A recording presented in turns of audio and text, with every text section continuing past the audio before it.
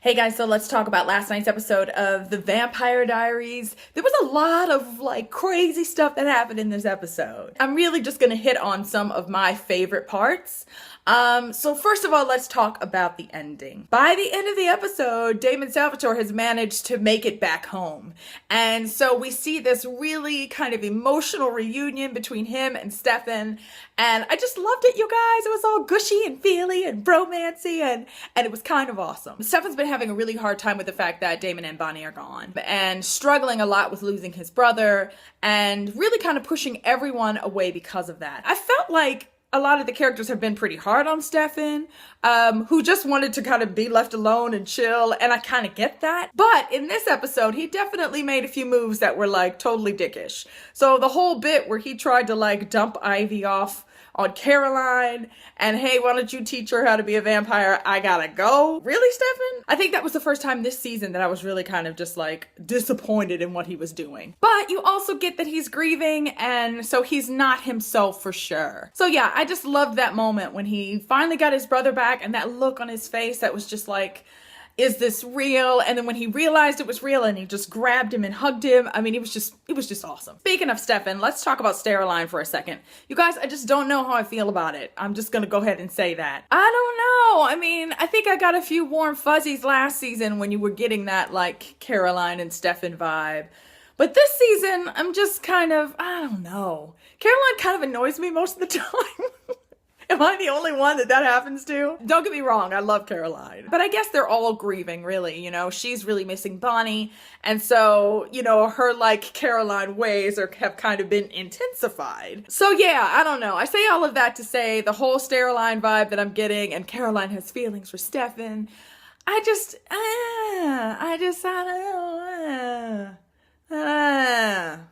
I don't know. Okay, now let's talk about Bonnie and Damon and Kai, trapped in 1994. Yeah, there was a lot of really great reveals in this episode about their whole story. We finally get that Kai needs Bonnie to do the spell, right? That he's kind of been holding this power over them that, oh, I'm not going to tell you how to do the spell until it's time. But in the end, Bonnie figures out that he needs her because she's a Bennett witch, and this spell was created by a Bennett witch. So let's give it up for Grams, right? Because she's the smart one who sent Bonnie to this place, knowing that Bonnie would be able to get out and get back home. So once Bonnie realizes that they don't need Kai, that she's the one that can do the spell, she kills him, right? Which I thought was pretty hardcore and okay, I was really kind of shocked by that. Then we see the sweet moment kind of between her and Damon as they stand there with the little thing in their hand, waiting for the magic to happen and take them back home. And then who should show back up but Kai, because he's not really dead. Turns out that he's tried to kill himself in 1994, but I guess that's a part of his little curse,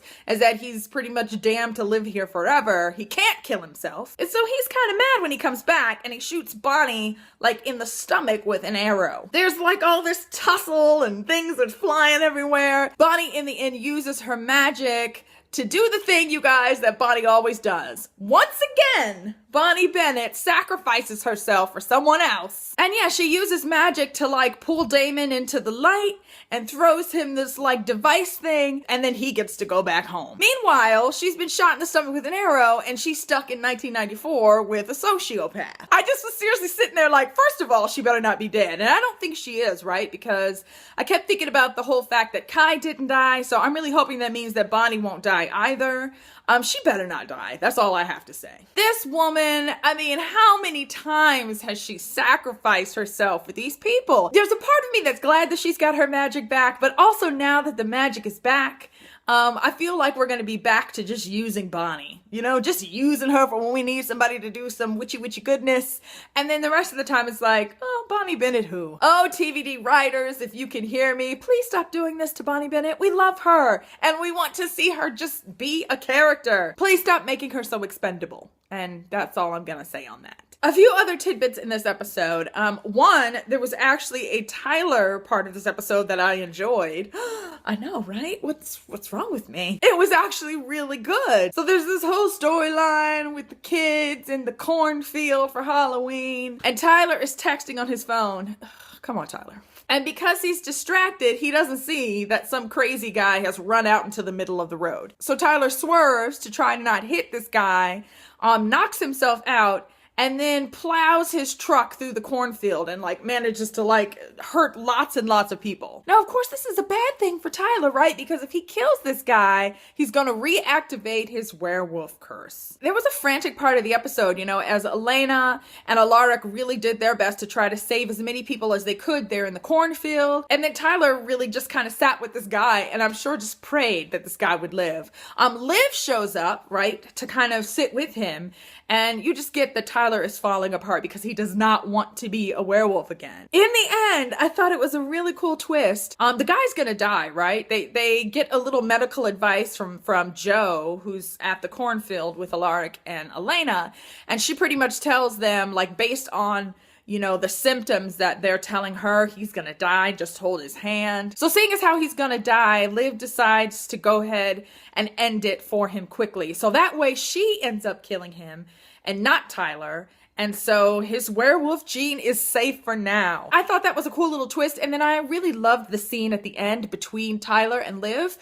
Two people that I really haven't cared all that much about. I'll be honest. You guys know how I feel about Tyler most of the time. But no, this scene was great. As he comes to her and you get that she's been affected by the fact that she killed somebody. And he comes to tell her, look, he was gonna die. I'm so sorry that you had to do that, but thank you. You saved me. That's what you did tonight. You couldn't save him, but you saved me. And it was just a touching moment between the two of them. Speaking of touching moments, let's talk about Alaric and Jo, I think her name is, the doctor lady that has got the hots for Alaric. And rightfully so, right? I mean, this dude's looking awfully sexy since he came back from the dead. There's this moment when they're in the hospital later where Alaric tries to compel her because, she kind of takes that step and tells him, look, I'm just going to tell you, I'm old enough to know what I want. I think you're sexy. And then he tries to compel her into thinking that their date was a disaster and that she doesn't like him. She doesn't want to kiss him.